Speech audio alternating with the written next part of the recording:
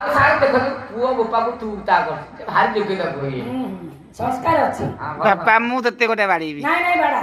बाड़ाइबा भलो नुहा मते काई बाड़ीलु मु बापा तबा पुआ बापा माने बाड़ंती पुआ माने बाड़ांती बाड़ंती नहीं नाही लो आ ताले मु तते बाड़ीबिनी आ ए मन दुख होला बाड़ाई देली आ काई की बाड़ीले काई की रागी थले कहिलो कहिलो मते राजा प्रश्न पचार छथि सेबुडा को मु भाबुथिनी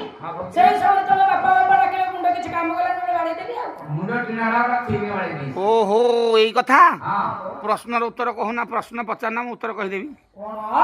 आ मु कहि जोटी मु 7 दिन समय नै आसीछि हां तू छोटिया बालक पुआ मोर कहछि मु कहि देबी